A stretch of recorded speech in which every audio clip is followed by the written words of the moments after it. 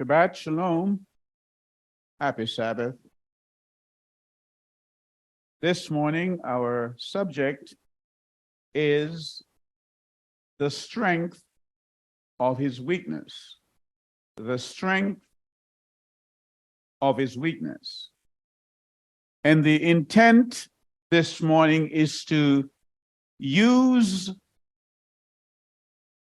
Samson or Shimshon as a conduit to thread the theme of our subject and to show how the church has parodied Israel's judge.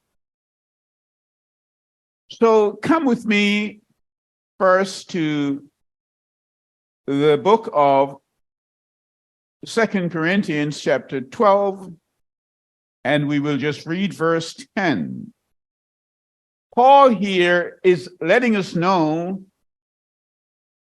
that it's in his weakness that he is made strong.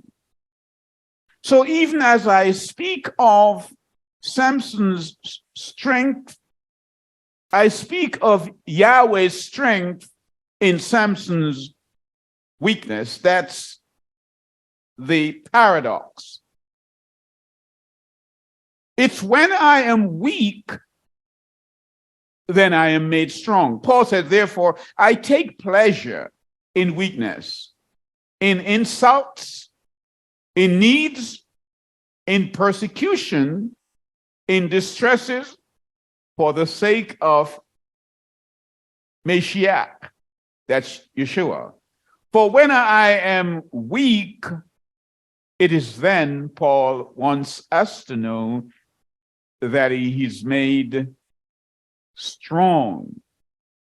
So this morning we want to look at Samson and his calling, his experiences with the Philistines, and how Yah used him and how he resisted the use and the gifts that were given to him. So now come with me to the book of Shaphatim, which is the book of Judges. And we're going to look at first chapter 13. Chapter 13. And the word says, and again the children of Yisrael did evil in the eyes of Yahweh, and Yahweh gave them into the end of the Pelethites. The Pelethites.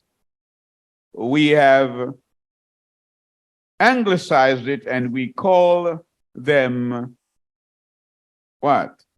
The Philistines. And that had much to do with the fact that under the British mandate, when they controlled that area, they just followed what Emperor Adrian had done and had given them that name. But the point here in the passage is that the Israelites, the children of Israel, had been under the occupation of the Philistines for 40 years. They had done evil. And sometimes when things are happening to us, we need to trace our steps to see whether it is the stone that we threw into the pond that is now rippling. Again, the children of Israel did evil. So you see this intermittent backsliding with Israel. And every time they do it and they call upon Yah, he comes to their aid. And he does that by way of sending a redeemer, sending a judge, sending a prophet, sending somebody to lead them, even as he did Moses, to lead them out of their stench. And so the situation here was no different at the time, and the whole scene is characterized by the statement that says, in that time of the judges, there was no king in Israel, none. And you almost get the impression that those of us who are living at this time, we're wondering, is there a king in Israel?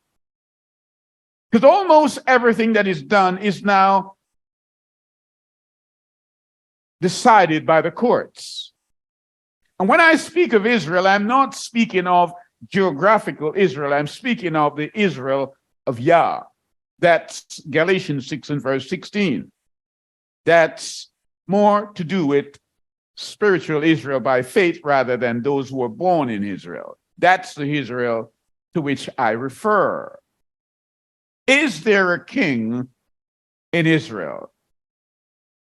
So, chapter 13 of Shephatim, Judges, is letting you know that this is a consequence, Shimshon's birth, of what was happening then.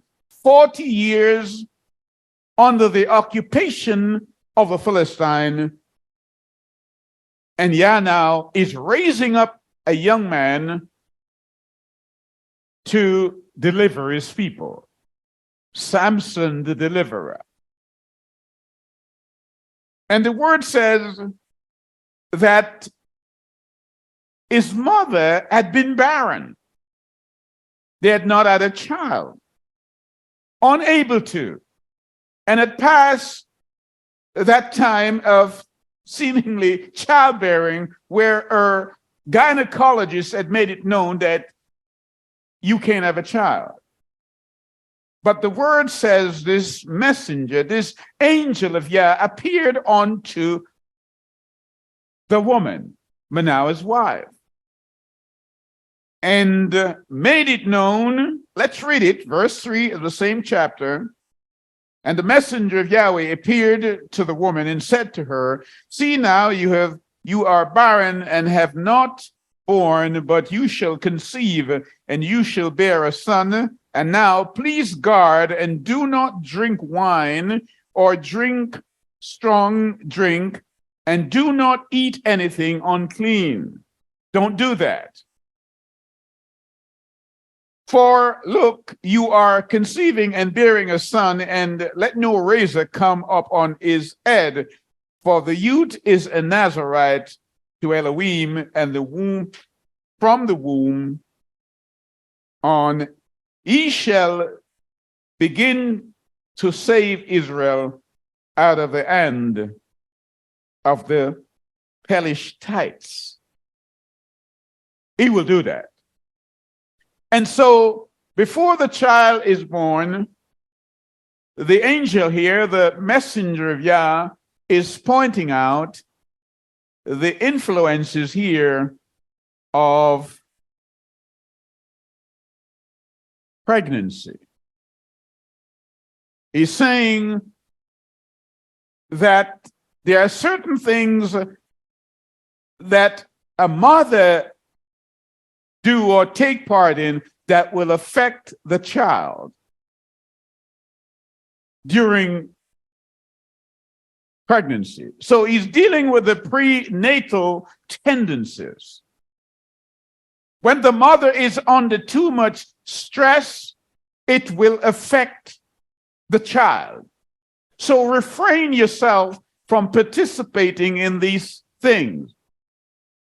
When the mother's blood pressure rises, it affects the child. And even the things you listen to as a pregnant woman, it affects the child. And so we have to be careful. And so right from the beginning here, the angel is letting them know before the child is born, we're dealing with conception here, how the mother should conduct herself, the things she should eat, the things she should stay away from.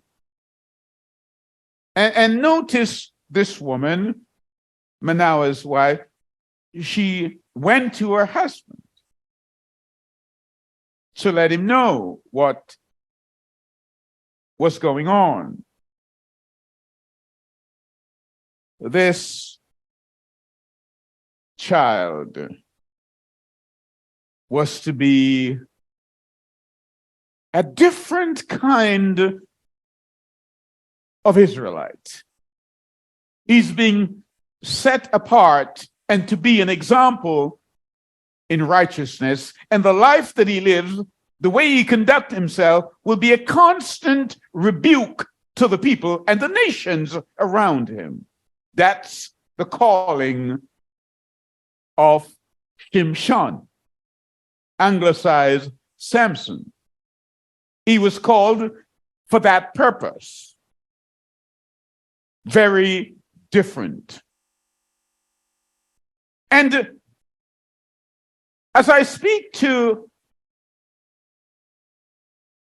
us here today about Samson, let it be known that I am speaking to the contemporary Samsons, because there are many people, male and female, men and women, who have been earmarked, who have been known even from the womb to achieve great things in life for the sake of the kingdom, but they cut their greatness short, even as Samson almost did.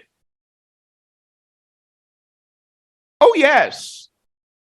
Many of us have been gifted for the purpose of showcasing the greatness of Yah. I have met some, and perhaps you would be surprised in some of the places that I have met them. I have met some in the betting shop, and I have met some in the gambling houses. Men who were erudite, literate, talented, skillful, most capable, scholarly, and I mean brilliant, adroit. Many of them were a class act, like Samson. Yah had raised them up to be great things in the society and to do good and to lift up the kingdom. But like Samson, they just didn't do what Yah had asked them to do.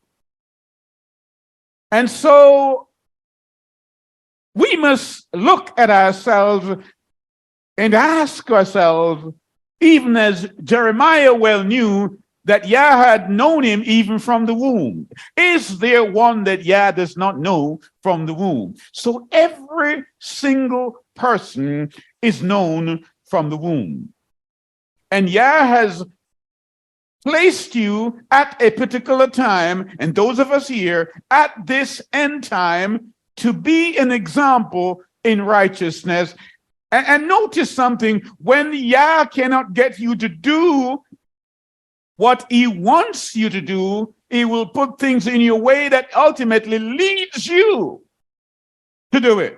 Because his word will not come back to him void, Isaiah 55 and verse 11. He must accomplish what it sets out to do. He says, Samson here was raised up to be the deliverer of Israel.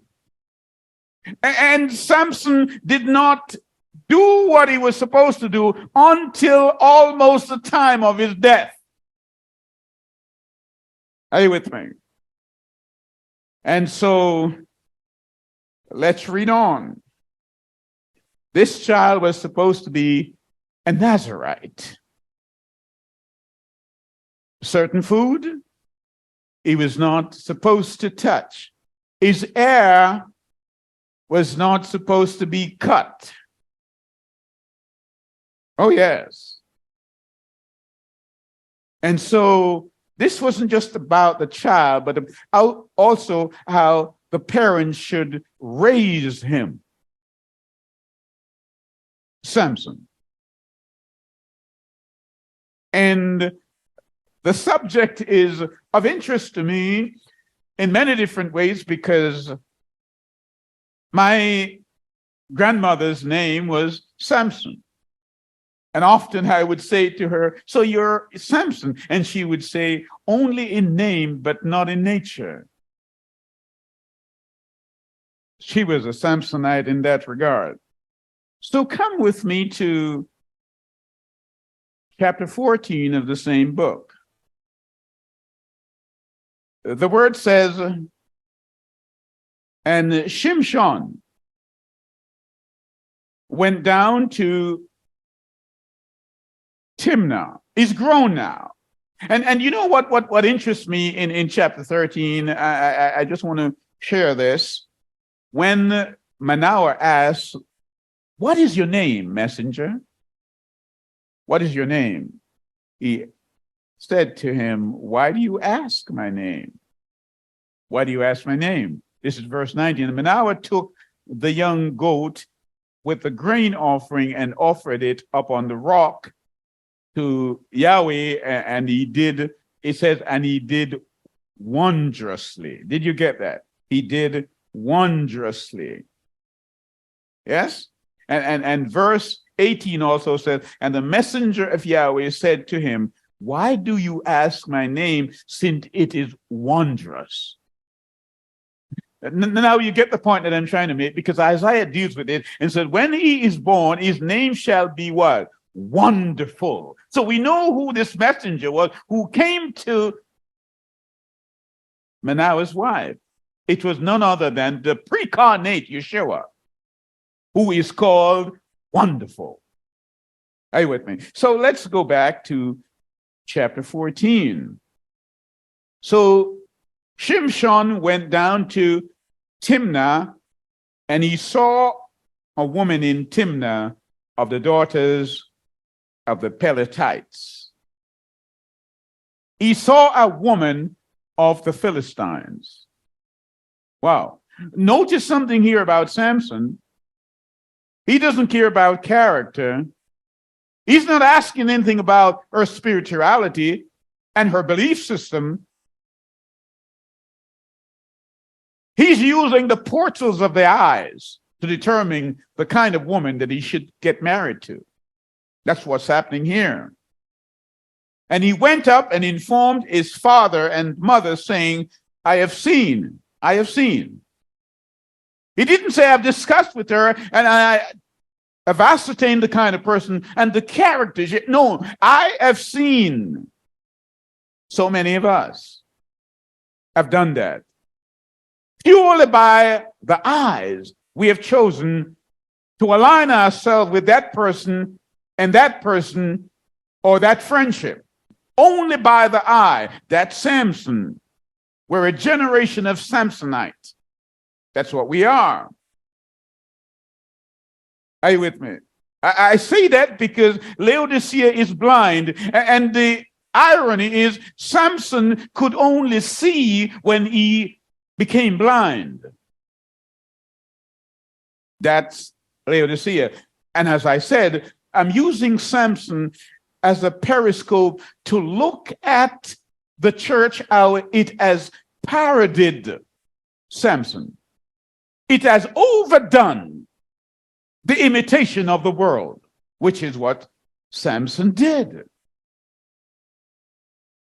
He informed his parents, but his father and mother said to him, is there no woman among the daughters of your brothers or among my people that you should take a wife from the uncircumcised Pelishtites? And Shimshon said to his father, take her to me, for she is pleasing she pleased me well. That's his only concern. And as we unfold in this subject, you will see something here that none of the women in Samson's life really loved him. None of them showed love. They were disloyal to him. They would often take his secret and give in to an external force. But yet, they would nag him to the point that he would reveal secret that he should not have told them. Neither did Samson love them as he should. Because when a man, a priest of the home, yields to the nagging of his wife, he's not loving his wife either. Neither is he loving Yah. Are you with me? We ought not to get to the point where we do wrong and then say, it is the woman that you gave me. So Samson said, I want to marry this woman. His parents said, no, that woman is not necessarily the one you should marry. Think of somebody. Be not yoked with unbelievers, Samson. But he ignored that, as so many today ignore the word of Yah. Are you with me? Oh, yes. And so Samson went down to Timnah, and as he was going down, the word says that a lion came out.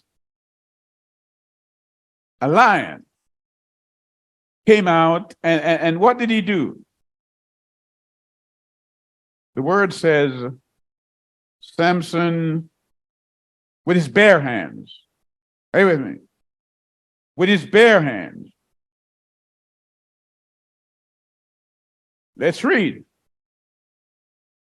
Verse 5, then Shimshon went down to Timnah with his father and mother and came to the vineyards of Timnah, and see, a young lion came roaring at him, and the Ruah of Yahweh came mightily upon him, and he tore it apart as the tearing apart of a young goat with naught in his hand. He had nothing in his hand, but he did not make known to his father or his mother what he had done, and he went down and spoke to the woman, and she pleased Shimshon well. And when he returned later to take her, he turned aside to look at the carcass of a lion and saw a swarm of bees and honey in the carcass of the lion. Remember, his mother was told, this man must not eat anything unclean. He should stick to the word of Yah. He's a Nazarite from the womb, from birth. And he joins a category of people that include John the Baptist and, Samuel and so on and so forth. They are few. So he came as a consequence of what was happening in Israel. There was no king in Israel, and his people had been under the oppression of the Palestinians. And Yah wanted a leader to lead them away from that. He was seeking an occasion. And Samson here, we see he had forgotten his counsel from his parents. He's about now to eat honey, hear me, from the innards of a dead lion. Hear me. So as we think of that, and in context with what I said earlier, that I think the church as paradid Samson, and I'm dealing now with the assembly of Sardis being a dead church. A dead church. It thinks it has a name. But the angel says it is a dead church. And when you are in a dead church and the people are sleeping, and you think you're eating honey from a dead carcass. That's what the Samsonites of these end times do. They eat honey from the innards of a carcass. Oh, yes. Let's read it again for emphasis. And when he returned later to take her, he turned aside to look at the carcass of the lion and saw a swarm of bees and honey in the carcass of the lion. And he took some of it in his hand and went along eating. And he came to his father and mother and gave them some. You are there, worshiping in a dead church, and you're inviting me? No, I don't want that honey. Are you with me? Oh, I don't want that kind of honey. Because Yah said, when you go over to the promised land, there is milk and honey over there. Are you with me? And he took some of it in his hands and went along eating, and he came to his father and mother and gave them, and they ate, but he did not make known to them what he had done. He did not do that. Did not tell them where it came from. So his father went down to the woman, and Shimshon gave a feast there for young men used to do. And it came to be when they saw him that they brought 30 companions to be with him. Now, understand what's happening here. This is Samson's wedding day. And it's the custom where the bridegroom is supposed to give a gift to the best man. Now, Samson here has 30 best men. But you now see Samson's character coming out. You get the impression here that Samson doesn't want necessarily to give them gifts, because he has to give 30 gifts. So he propounds a riddle.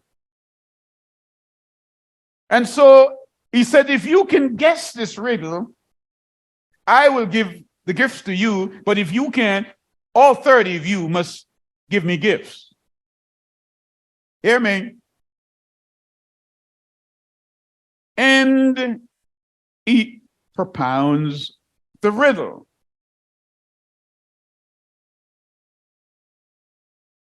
And Samson wants to know if they can tell him the riddle, and days went past, and they couldn't tell him the riddle. Oh, yes, they couldn't. Let's read verse 12. And Shimshon said to them, please, let me put forth a riddle to you. If you clearly solve and explain it to me within 7 days of the feast, hear me, when I shall give you 30 linen garments and 30 changes of garments. But if you are unable to explain it to me, then you shall give me 30 linen shirts and 30 changes of garments. And they said to him, put forth your riddle and let's hear it. And they said to them, and he said to them, out of the eater came forth food, and out of the strong came forth sweetness. And for 3 days they were unable to explain the riddle. Time is running, and they can't explain it. And it came to be on the 7th day, one gets the impression that this is the season of Passover, on the 7th day. And they said to Shimshon's wife, entice your husband to explain the riddle to us, or else we burn you in your father's house with fire. Have you invited us in order to take what is ours? Have you brought us here to embarrass us? To insult us? Now, here it is. This is Samson's wife. And she's now overcome with fear more than she is with love. This is her man. This is her husband. And she's supposed to be loyal to him. But she's now going to give her husband's secret to someone else, an external force. I said earlier that these women did not love Samson at all. The fear that she had was greater than the love that she had for Samson. It's there. And when you find marriages like that, they don't work very well. She could have gone on to say, well, go on, light your fire. Catch your fire. That man is my husband. But she was disloyal. Are you with me? Oh, yes. Verse 16, and Shimshon's wife wept before him and said, here's the nagging part of it. And here is where he wilts. Because your wife is nagging doesn't mean you should yield to that. You are the priest of the home. Because when you give in to her nagging, you are not loving her either. It is your duty as priest of the home to make the decisions of the home. But you're allowing her emotions to dictate to you what you should do and make them greater than what Yah wants you to do. Oh, yes. Shouldn't happen that way. And the word says, and Samson's wife wept. Are you with me? Weeping, tears is really a language that, is spoken very well in our time. People will shed tears, even when they're wrong. And she said, you only hate me and do not love me. You have put forth a riddle to the sons of my people, but you have not explained it to me. And he said to her, look, I have not explained it to my father or my mother, and should I explain it to you? And she had wept before him, what? 7 days. Oh, yes. Samson, this woman is a Philistine. Can't you see what she's doing? She's more loyal to her people than she is to you, Samson. She has no loyalty.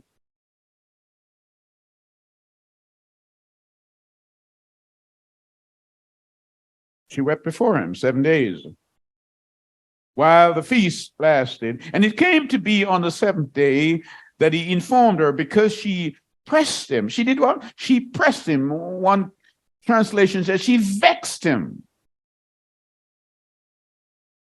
She nagged him. Oh, yes. And what happened? She pressed him so much. She then explained the riddle to the sons of her people, because he told her. And the men of the city, she took the riddle, the answer, and gave it to the best man. Can you hear me? She preferred the best man than she did her own husband. She's a Philistine.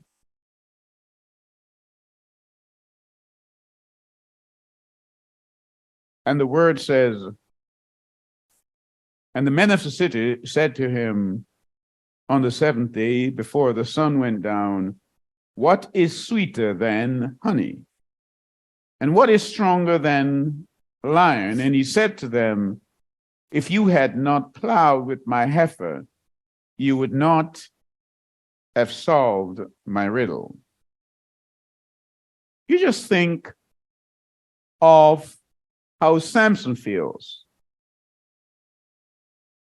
He just got married. He just got married.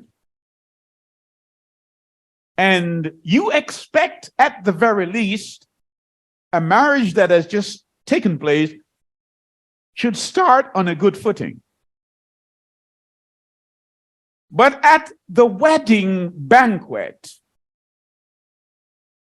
the wife shows that she has more loyalty to the best man, or the best men in this case, than to her husband. That's what happened. But I want to show you something. How Yah does things. Turn with me to the book of Judges, where we are, chapter 3. And we will read a few verses there. Now, these are the nations which Yah left to prove Israel to them, even as many as Israel as had not known all the wars of Canaan, only that the generation of the children of Israel might know to teach them war, at least such as before knew nothing thereof, namely 5 kings of the Philistines, and all the Canaanites and the Sidonians and the Evites that dwell in Mount Lebanon, from the Mount Baal Hermon unto entering Amoth. Yah left these people in the land and say, these are going to try you, Israel. I want to see your loyalty. Wife, it doesn't matter who is pressing you, who is bringing words into your ear. Your loyalty is to your priest. Israel, these nations, I'm leaving them there to try you.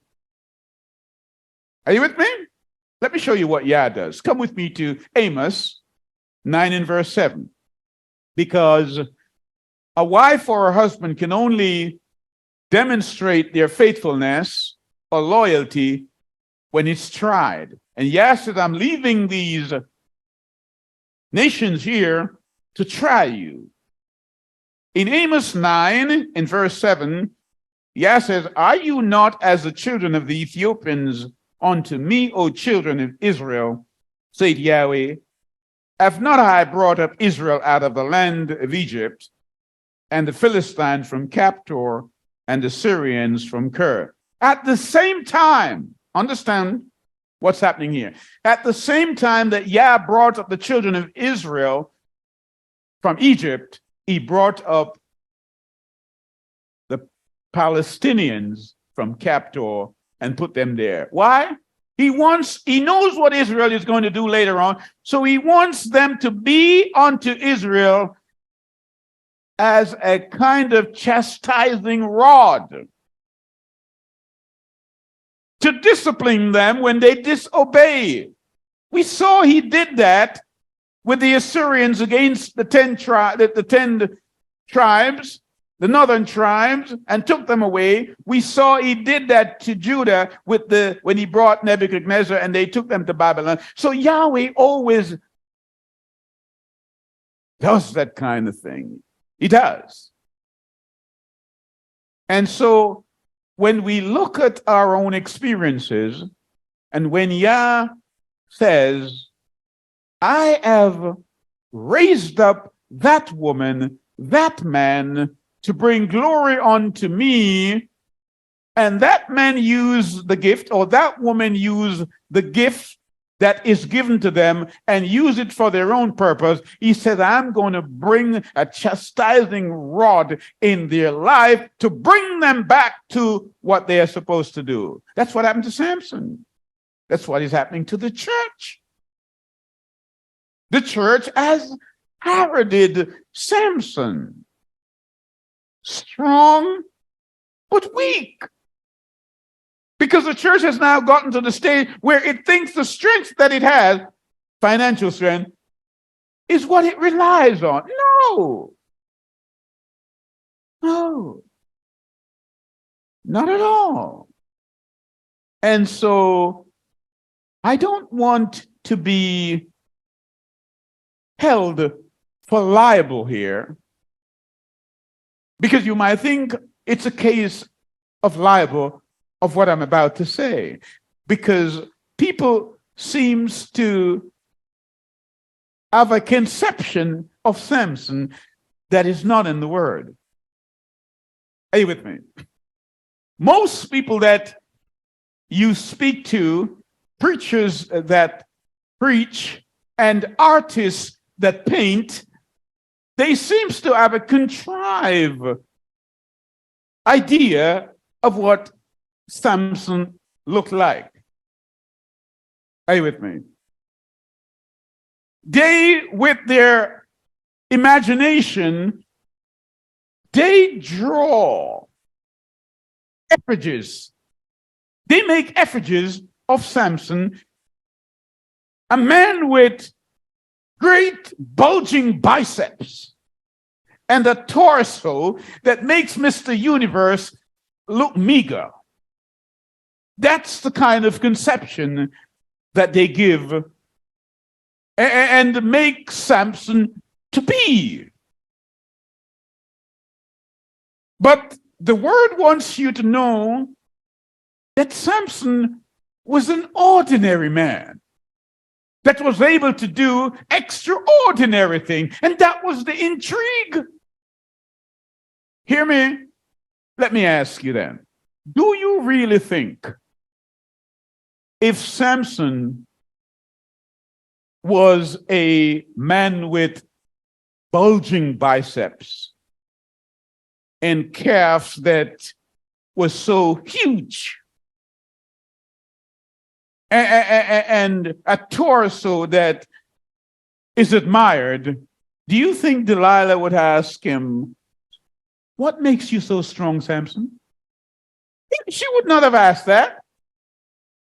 She would think his strength comes from physical. And so the intrigue and the inquiry and the constant probe of Delilah and all others was, how is it that you look like that, but you're so strong?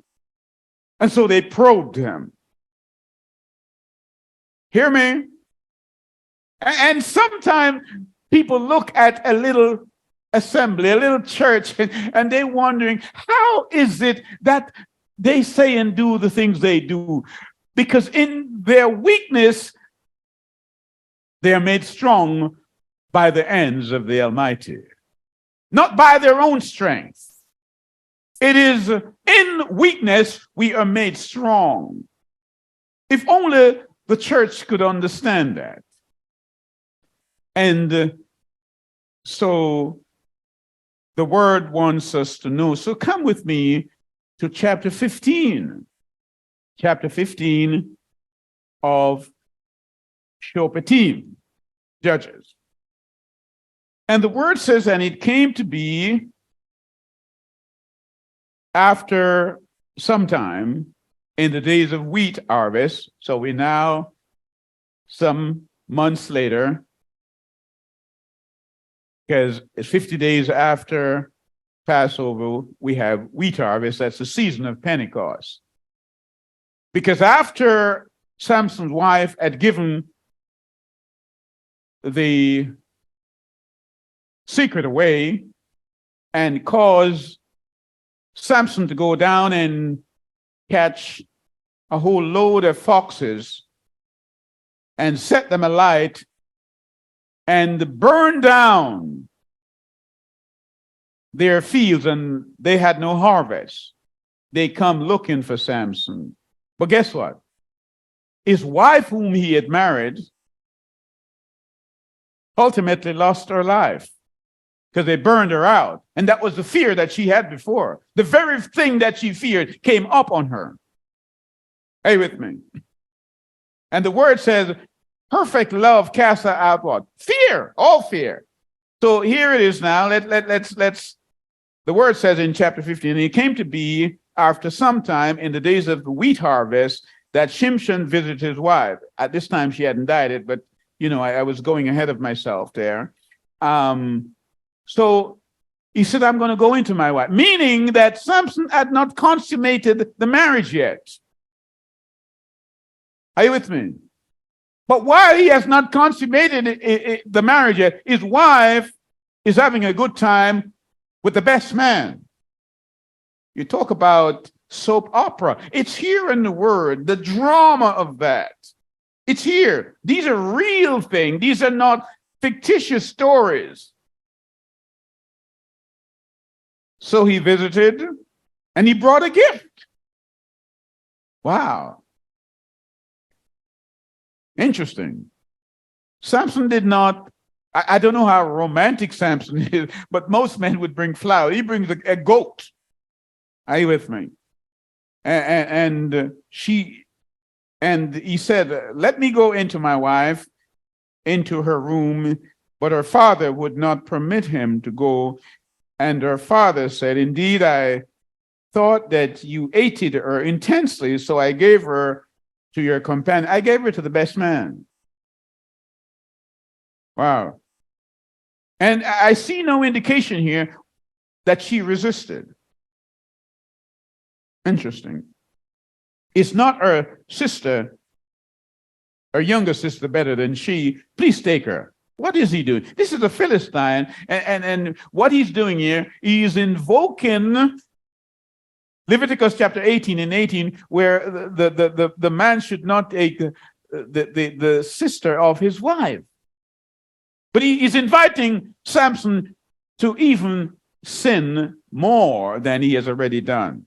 You see, Samson, as you look at him, has become this flickering flame. Can you not see that? That every time the wind blows, Samson goes out. He's an enigma. He blows hot and then he blows cold. He's so strong, but yet so weak. He bends to the nag of his wife. Are you with me? And he considers that love. How can you say, Samson, you love me when you won't tell me that secret? That's love? No. No. Samson should have been more faithful to Yah. Then he would have learned how to love his wife. But most people don't understand what love is. Love is a discipline, not a feeling. The most unreliable things that we have are feelings. 1 minute you feel like doing something, and the next minute you don't feel like doing it. You don't love because you feel, you love because it's the right thing to do. And Samson's wife is not doing that. Neither was Samson doing that. As we go through you kind of get the impression that the only thing that Samson could not resist is temptation. Are you with me? And so his wife is given away, and another man is consummating his marriage. That's reason for anger. And I tell you, Samson had it liberally. That's Samson. And Samson decided, he said to them, this time I am blameless. Oh, yes, I'm reading from the Hallelujah scripture, chapter 15 of Judges and verse 3. And Shimshon really means sunshine. But you get the impression that Samson has been not a sunshine, but a rain cloud over Israel. Thick scud of cloud over Israel. And Shimshon said to them, this time I am blameless regarding the Pelishtites, if I do evil to them. And Shimshon went and caught 300 foxes and took torches and turned them tail to tail. And you know that story very well. He messed up their harvest. And of course, the Philistine, you must understand, they're warriors. because they were very skilled in smelting iron. They had iron chariots and iron spears that nobody else had. They had that skill. And so they come looking for Samson now. Are you with me? They come looking for him. And the word says in verse 6, and the Pelishites said, who did this? Of course you want to know who did it. And they answered, Shimshon, the son-in-law of the Timnite, because he took away his wife and gave her to his companion. Then the Pelishites went up and burned her and her father with fire. She died. The very thing she was afraid of happened to her because she was not loyal. And Shimshon said to them, though you do this, yet I shall take revenge on you, and after that I cease. And he smote them hip and thigh, a great smiting, and went down and dwelt in the cleft of the rock in Etam. And the Pelishite went up and encamped in Yehuda and spread out against Lehi. They're waiting for Samson. Are you with me? Now, what's interesting here, as you read on, Israel had been in captivity for 40 years. 40 years. And up until that time, they had not been able to muster an army. But now that the Philistines are looking for Samson, Israel finds an army, not to fight the Philistine, but to arrest Samson, their own person, their own son. Are you with me?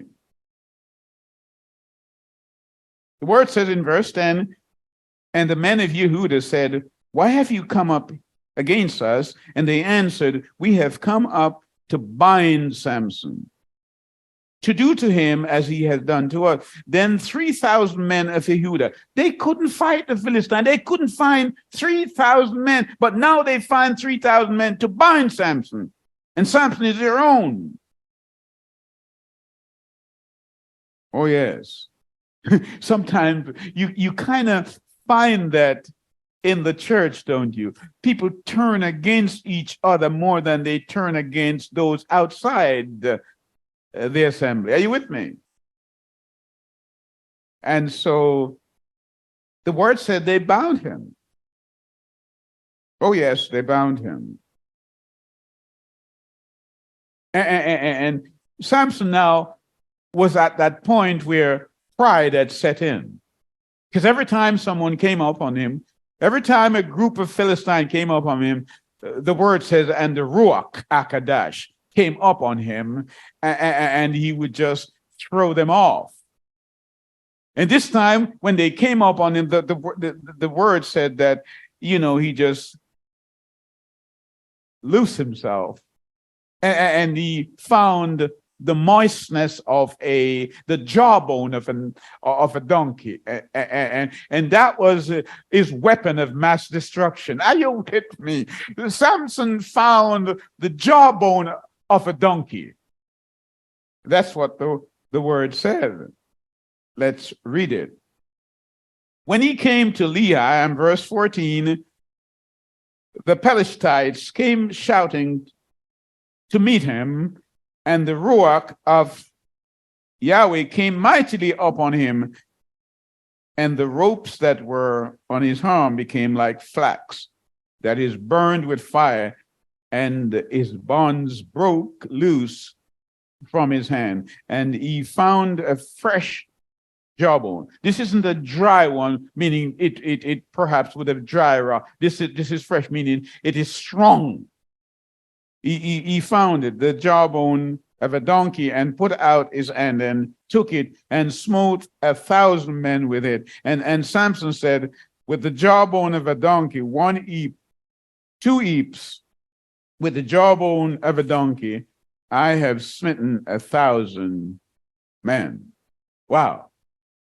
Now understand, Samson's objective was to liberate his people.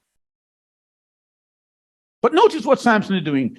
He would fight the battles against them on the day, but he would be in the bed of their women at night. That's the irony of the man. Are you with me? The church, they will preach on Sunday and on Sabbath, and they will say all kinds of things. And I hear the brother said, if night was to turn to day, a lot of people would run away. And I say, who the cap fits, let him wear it. And the brother goes on to say, I throw my corn. You know, corn is wheat harvest time. And so it was with Samson. That's what's happening here.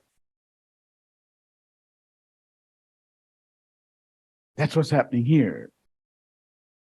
So you're about to join me now in chapter 16.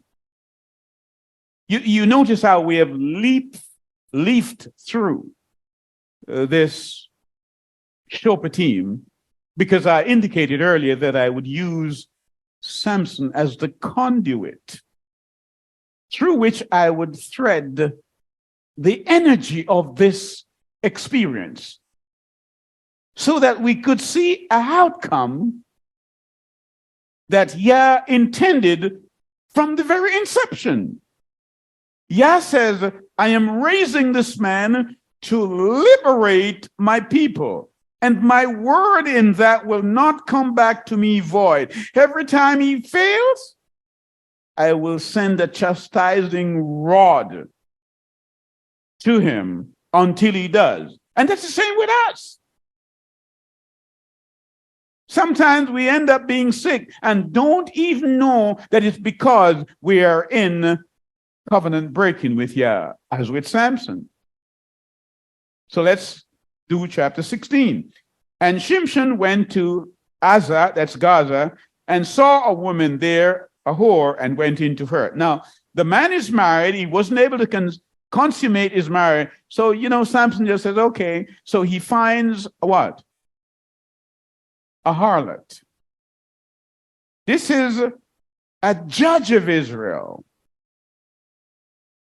He decides to get married to somebody outside of his faith, and when he loses her, he gets angry. Notice the intermittent anger of Samson. Every time something happens that he doesn't like, he gets moody. That's Samson. So he goes into this whore. And the Azatites saying, Shimshon has come here. So they went around and this man was notorious. His life was notorious for intrigue, isn't it? And perfidy. The people around him were perfidious. You couldn't trust them. And he ought to have known that. He couldn't even trust his own feelings. The word said he went into a harlot. My goodness. Samson, what makes you so weak? And the people from Gaza said, oh, he's here. That Mr. Universe is here. So they lay wait him, says the word. Verse 3, now Samson lay until midnight. And you didn't hear me, midnight. Because things happen at midnight. It was at midnight that the angel of death came. Are you with me? Remember Jacob when he slept all night and wrestled with the angel, and when he woke up, he said, this is the house of Yah. Midnight. And you remember Jacob before that, or Jacob before that, when he was at Laban. He woke up the next morning, slept all night, and when he got up, he got the wrong wife. Well, Samson has a wrong wife too. Things happen at midnight. And that's why it's important when we go to bed, we pray. Because when we go to bed, we pray. Because he who keepeth Israel, he neither slumbers nor does he sleep. He watches over us and he covers us. And so the word here in verse 3 says, now Shimshon lay until midnight and rose up at midnight and took hold of the doors of the gate of the city and the two gateposts and pulled them up with the bar, put them on his shoulders, and took them to the top of the hill that faces Hebron. Are you with me? That's Samson. And if, as the scripture seems to indicate here, that Samson took the gate to Hebron, means that Samson took the gate to over 30 miles. That's the distance. He just didn't root it up and just drop it there. He put it on his shoulder and took it over 30 miles. Some say 38 miles. And it came to be afterward that he loved a woman in the Wadi, that's the valley of Sorek, whose name was what? Delilah. Her name was Delilah. So you notice here that Samson went through several different kind of relationships. He's looking for love, but he's not finding the love that he's looking for.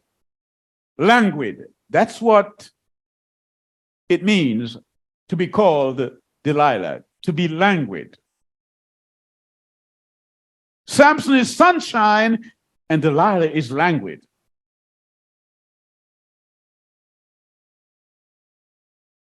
What a couple. He just come out of a relationship with a whore. Now he's in a relationship with Delilah. Oh, yes. Oh, yes. And the princes, these are the 5 lords of the Philistines. Remember, the Philistines, they had 5 cities, including Ekron and Ashdod and all those, and Gaza and so on and so forth. And so the 5 lords, the 5 princes of these cities came to Delilah because Samson had left a trail behind him. He, by way of his strength, had become a weapon of mass destruction. They could not contain him. And Samson could not contain his own emotions, even as some of us are not able to do in this world. We do that which please us. And the question must be, is there not a Yah in our lives? Because what is characterized there in the time of the judges is that there was no king in Israel. No king. You had people in positions. Are you with me? But there was no king. Every man was doing as he feels. Sounds like today, isn't it? Everybody just, you hear people say, well, that's your truth. If that feels good to you, then do it. Nobody's asking, well, what does the king say? Yeshua. What does he say? Every church is doing what feels good. The church is not going by principle, it is going by its feeling. We will not keep Passover, we will not keep the feast day, we will not keep the 7-day Sabbath because we don't feel like it. What does the king say? That's the time of the judges. And guess what? Revelation chapter 12 tells us that this is the time of Yah's judgment. It is the time of the judgment. Fear Yah and give glory to him, for the hour of his what? Judgment has come now. So you see the replication of it, because things are done. Prophecy is a cycle, not just an event that is prophesied and it's fulfilled. It's a cycle. We are in the time of the judges now. That's why everything you see, they run to the Supreme Court. If you sneeze in America, somebody is there to try and sue you. Are you with me? Everybody has a code because it's the man down the road who sneezed. That's the society in which we live. Let's take it to court. And like the Philistines, all the people have weapons of metal. We call them guns over here. National toy. But I wish that a law could be passed and an amnesty could come into force where we exchange all the guns in America for Bibles.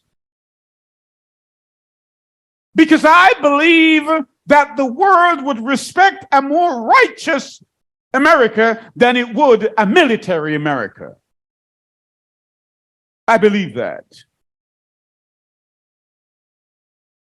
And so the Philistines, they want Samson, and they want him bad.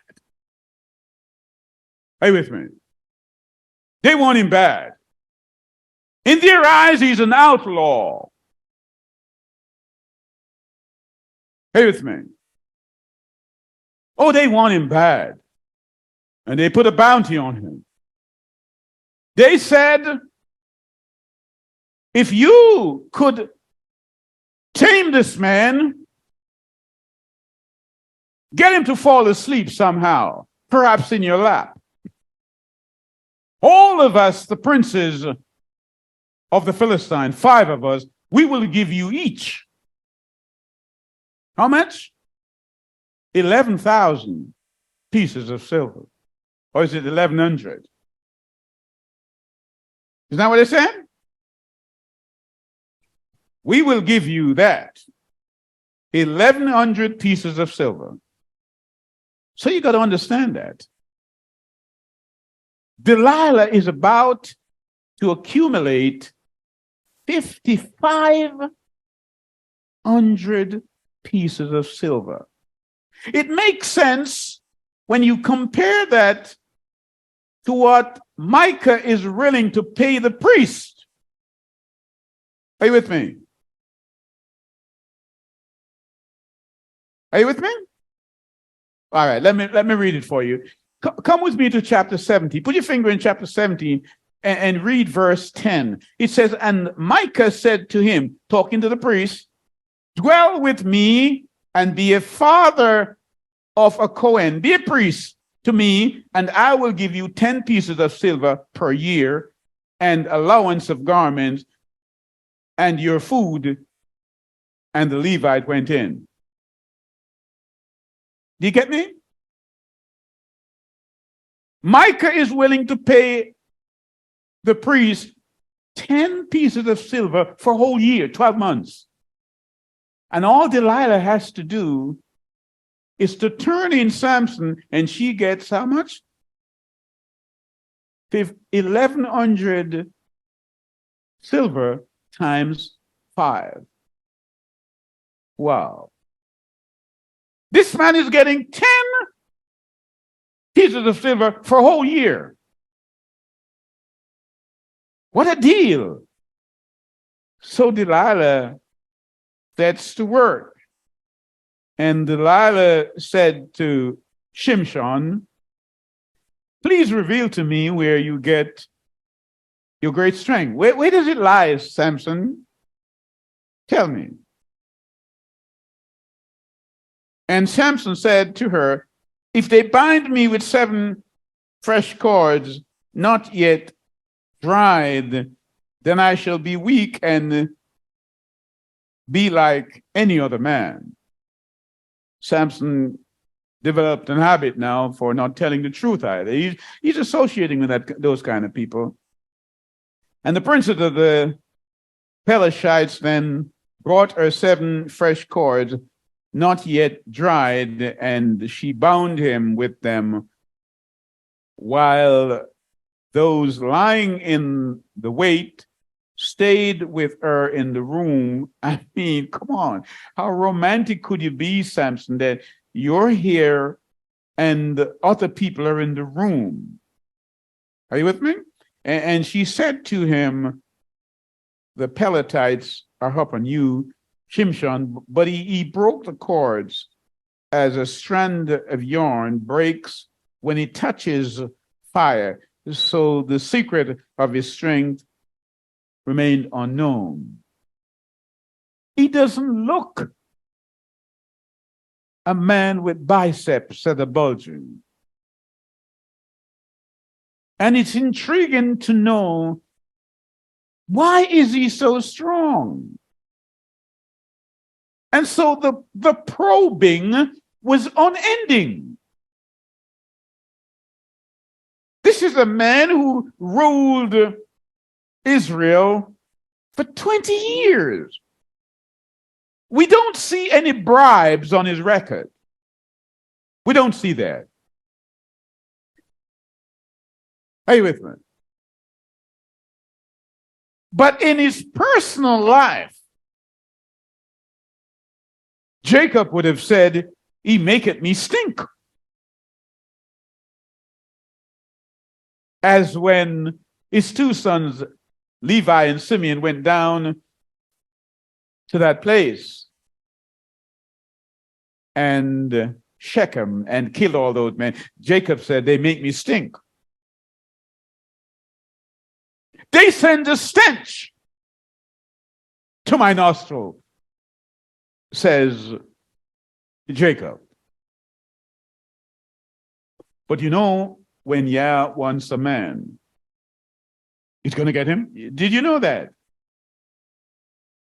Jacob ran away, didn't he? And he went all the way to Syria. And Yah said, I'm going to give you something to remind you. It's going to be a chastising rod. And he touched him on his hip. And David and Jacob throughout his year walked with a limp. And as for you, Saul, you persecuted the church, did you not, Saul? And you were on your way to Damascus, Saul, but I'm going to give you a thorn in your flesh. What is your thorn in your flesh? Because you have rejected the provisions made for your sin, and you have behaved even as Samson has behaved. What is your thorn? And so everything they give Samson, he becomes an escapologist. Are you with me? He's everything. Samson must have been the original Houdini. Everything they put on him, he gets out of it. They put him in bondage, he gets out of it. They tie him up, he's get out of it. But you know, you can run from Yah, but you can't hide. Samson was raised up to be a righteous repellent to the people around him and to deliver his people. But he rejected the task and mixed it. Syncretism. He had a people who had a religion of convenience. They worship Dagon, the fish god, the same as will worship in Nineveh, Dagon. And Samson had the true Yah. And when they captured Samson, they praised Dagon, say Dagon delivered Samson, embarrassing the kingdom of Yah. Oh, often we do that. Allow the enemy to have victory over us because we stayed in our weakness when we misuse the strength of Yah. That's what happens. So Delilah comes back. Samson, how can you say you love me? 3 times. 3 times. You've tricked me. You don't love me. But I don't hear Samson say, well, where's your love? Because every time you tie me up and I fall asleep in your lap, you call these men on me. Come on, Samson. Come on. Oh, no, Samson has become self-confident now. He thinks he's just going to do it like all the time.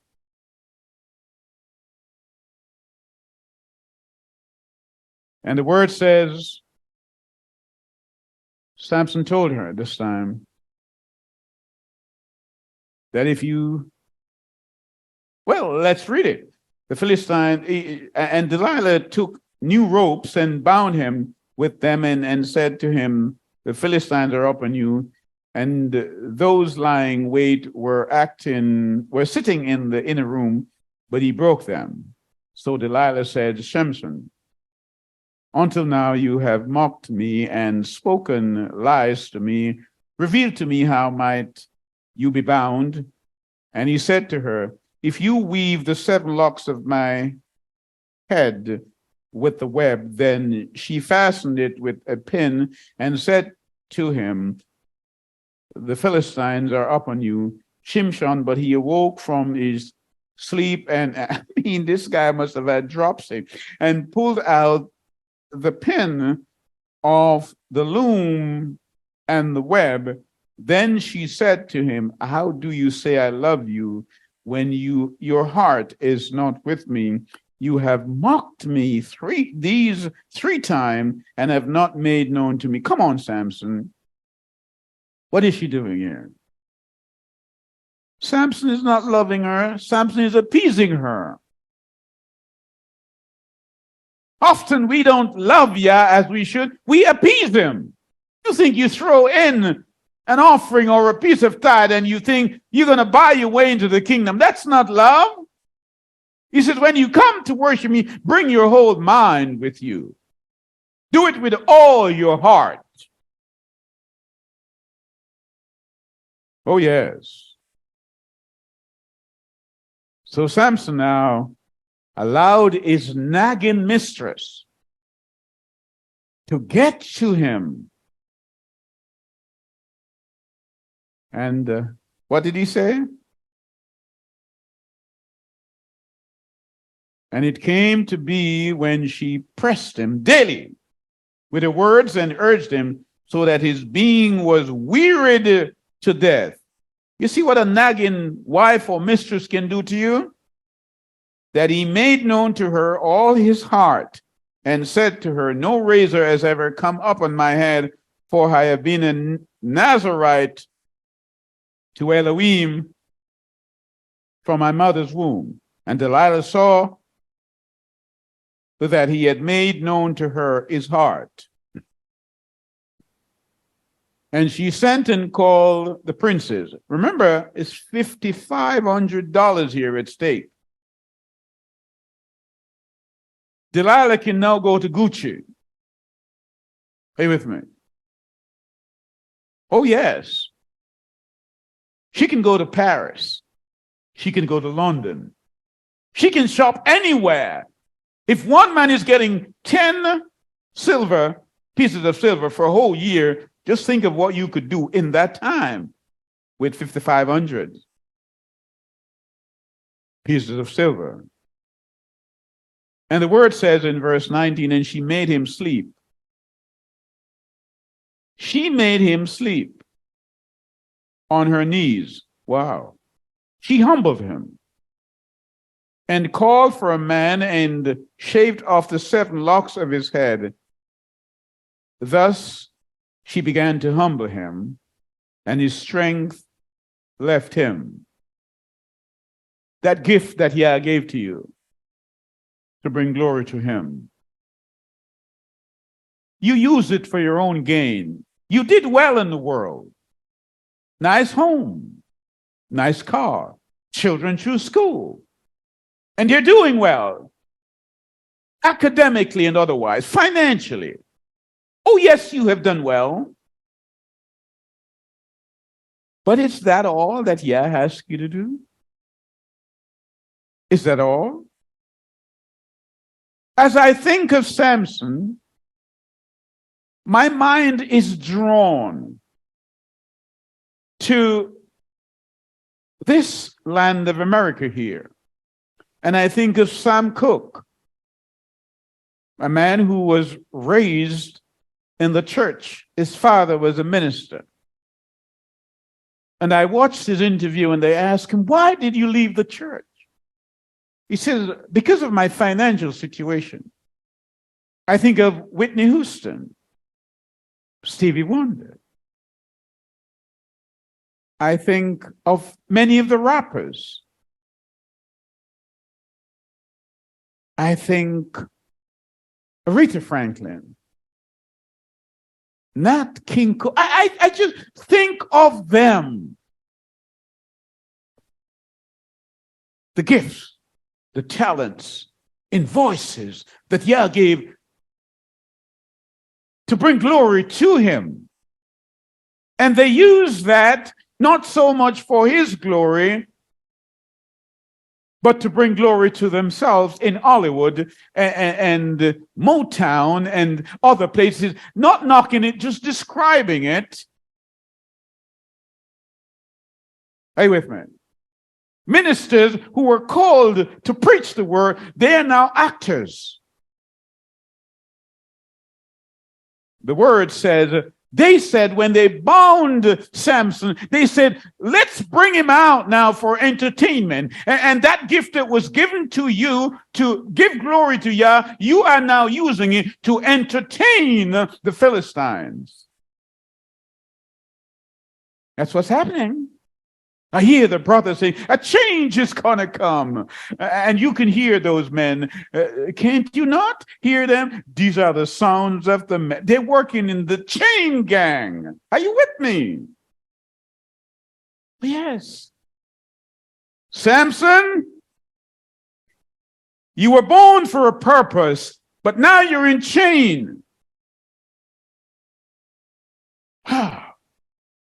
And it came to be when their hearts were glad that they said, call in Shimshon and let him entertain us. Call on those singers, those voices of those bronze people that Yah has gifted. Let them entertain us. Bring them on the stage for us. Let them sing for us. But I hear the children of Israel, the ancient Israel in Psalm 137 say, we cannot sing the Lord's song, Yah's song in a strange land. Why then are we singing for the Philistines of today? Why? Bring him out.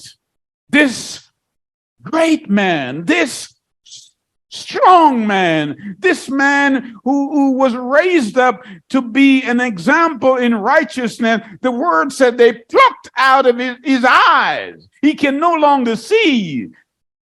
As much as he loved women, he can't see them now.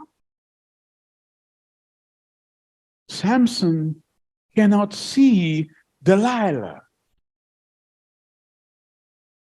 But it was only at that time Samson could see Yah. Are you with me? Laodicea is blind, isn't she? And they brought him out on the day that they were celebrating. They were going to give honor and praise to Dagon. Wow. Verse 26, chapter 16. And Shimshon said to the young man who held him by the hand, because by this time they have bound him. All he's fit for now is grinding corn. Samson is in prison. He didn't hear me. I said sometimes we imprison ourselves by our own gifts. Instead of using it and investing in the work of Yah, we use it only to develop our own personal needs. And Samson now on this day, where Dagon is being rejoiced over, the enemy is rejoicing because they've captured you. You've allowed them to probe into the inner recesses of your secret, and you have given that to them. Samson, he said to the young man who held him by the hand, let me alone and let me feel the columns which support the house so that I can lean in them. Are you not leaning this morning on two columns? To accept Yah and not to accept him? You're leaning between two columns. You're leaning between the first day of the week and the seventh day of the week. Will you not call upon him and bring the house down and give glory to him on the Sabbath? Will you not do that?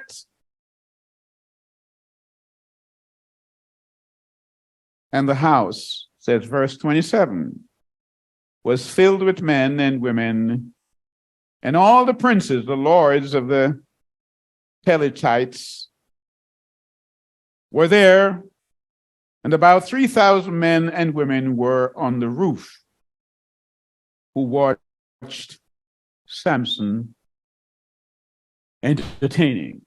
How often do we see this? Oh, tonight is the night of the Oscars and the BAFTA awards and that awards. And the greatest singers are going to be there tonight. Let's turn out. It says, on the roof alone, bring out the rappers. Bring out the great bronze singers. Let them entertain the Philistines. Let them do that. But by the time they were doing all this, Samson's hair started growing. So was his interest in Yah again. Are you with me? And the word said, and Shimshon called to Yahweh, saying, even as we call this morning, as we look into our own Samsonite experiences, shall we not say, O Adonai, remember me, I pray, strengthen me, I pray only this time, help me, remember me again. O Elohim, and let me, we won't say avenge, because Yah says vengeance is mine, said Yah. But we would say, yeah, deal with these enemies wisely, because you know how. And Shimshon took hold of the two middle columns which supported the house, and he braced himself against them, one on his right and the other his left. And Shimshon said, let me die with the Pelishtites. And he bowed himself mightily, and the house fell on the princes and all the people in it, and the dead that he killed at his death were more than he had killed in his life. And his brothers and his father's household came down and took him and brought him up and buried him between Zorah and Eshtaol, in the tomb of his father Manoah. and he had ruled Israel for 20 years. In all of this, they misunderstood him. Perhaps the most misunderstood man in the scriptures. Samson, what is it about you that makes you so strong? Samson, you are a subject to be studied. We need to do an ethnography about you. You are deep, Samson. We cannot plumb you, Samson. You don't look to be any great shake, Samson. But when the enemy comes up on you, you just shake them off. What makes you so strong? But when he told Delilah that it had to do with his hair, Delilah misunderstood him. Samson's hair was not his strength. It was a symbol of his strength. His strength was from Yah. And his hair was the covenant agreement that don't cut it, because the day you cut it, you will become weak. I think we all should take note of that situation and realize that whatever we have in life, whether it's money, wealth, resources, scholarly academia, whatever we have, it comes from Yah. He is our strength. Did not David tell us long time, Yah is my strength and my salvation, of whom shall I fear? When the enemies come down to eat up my flesh, what happened? They stumbled and fell, because angels encamp around us. May it be that we learn the lesson that needs to be extracted into our extant memory of Samson, so that we may not repeat the mistake of yesterday ever again, because there are contemporary Philistines around us. And Yahweh wants